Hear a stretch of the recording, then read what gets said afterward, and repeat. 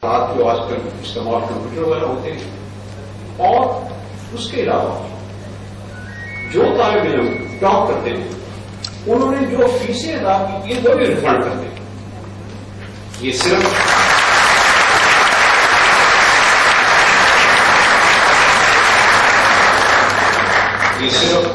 Quaid-e-Azam law college को फख्र हासिल है। और मैं अपनी इस बात पर अपनी गुफ्तगू खत्म करूंगा कि अल्लाह का शुक्र है कि हमने कुरान पाक की इस तालीम को अमली जामा पहनाकर हर साल मेरिट वाले तालिब इल्मों को इज्जत अफजाई करते हैं और इस तरह अल्लाह ताला के हुक्म को अमली जामा पहनाते हैं। शुक्रिया।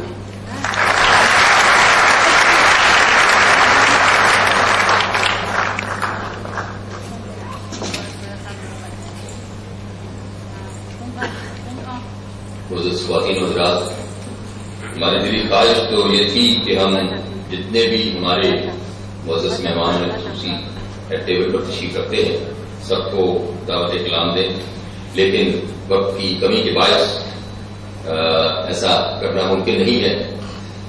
चुनांचे हमने फैसला किया कि हम जो हमारे आज के सीनियर ट्रीन मेहमान हैं उनसे गुजारिश करेंगे कि वो चंद कलमात हमारे तलबा और तालिबात के लिए कहें। तो मेरी मुराद है और मेरी दरख्वास्त है, बल्कि हमारी दरख्वास्त है कि साबिक chief justice Lahore high court, साबिक जज सुप्रीम कोर्ट ऑफ पाकिस्तान, साबिक वफाकी मुहतसिब आला और कानून के पेशे से ताल्लुक रखने वाले मुक़र्रर के नाम जनाब जस्टिस ए.इस्लाम साहब से जो तशरीफ लाएं।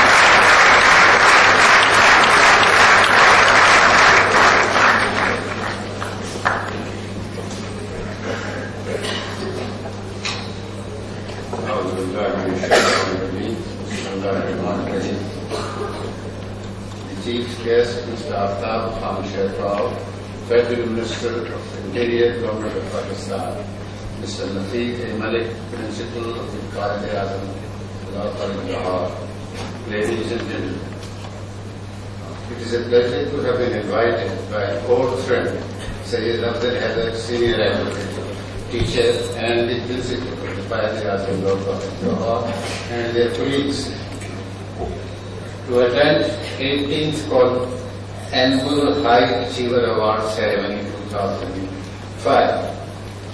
It has been organized by the College in appreciation and recognition of the young men who have chosen to study law and have distinguished themselves by attaining high positions, showing their exertion of talent and persistent hard work. They are entitled to our respect and to be honored by us. Ladies and gentlemen, law is a subject which is taught from the cradle. Do this, don't do that. This is what the mother will be telling the child. By the time you young men and women enter the portals of the law college, you knew the norms of civilized behavior.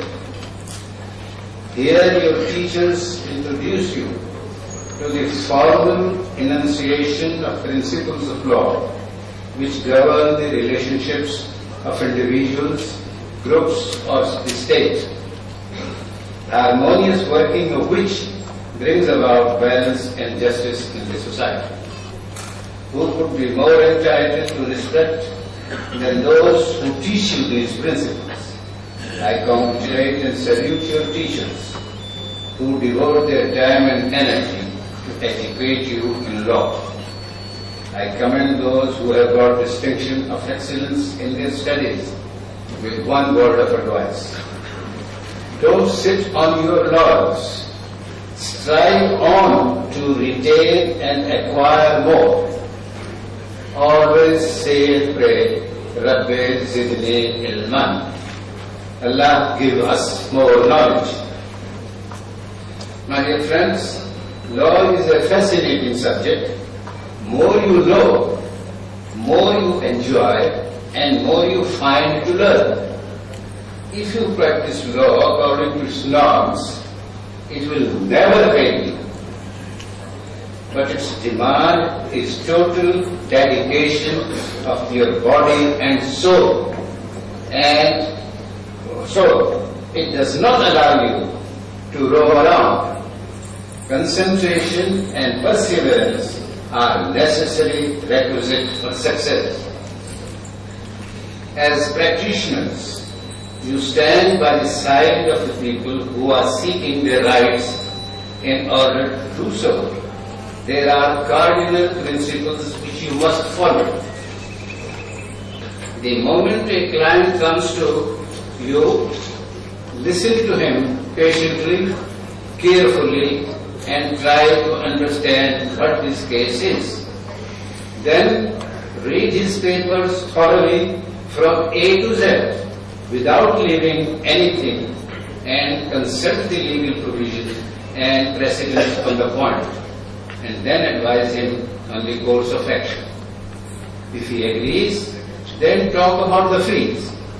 But the quantum should not be the decisive factor. It should be the work involved, his ability to pay, and the availability of your time. Once that is settled, it should be your responsibility to do your best by hard work and preparation, that he gets the best service. It should be your aim that when you appear in court, there should be no one who knows more about the facts and the law than you. Why should anybody be? You have been entrusted with the freedom and property, and paid too. You must not betray the trust. The other side lawyer is like you, a human being. If he has prepared his case, you must also do so. Why should you lag behind? The presiding officer has, of course, more cases to attend to, and so less time for your case. Hence, your preparation should be more. Never go to a court to plead without the full assurance that before the event you had prepared yourself to plead as best as is humanly possible. Then, secondly and most importantly, always say a prayer which Allah told Hazrat Musa when he ordained him to preach to Pharaoh. By the way, Allah in His Quran has told each prophet a particular prayer according to the need of the times. The earlier one I quoted, Rabbi Zidni Ilman, was to our beloved prophet, peace be upon him. The prayer I would commend when you appear in a court is the one that was told to Hazrat Musa when he was ordained to preach, and that is, Rabbi Shrah li Sadri, Yassar li Amri, Wahlul Uqdatan min al-Lisani, Yafqahu Qawli. Allah, open my heart and make my task easy for me, and unfold my articulation so that I am understood. You see, you need the clarity of thought and ease or confidence in your utterances, and then that you are understood what you say and mean, and not differently. Most of the problems arise when what you say and mean is not correctly understood, but looked at or comprehended differently or adversely. This is by way of explanation. But what I mean to say is that when you invoke Allah's help, after you have done your best, Allah will help you through and through. This is His promise.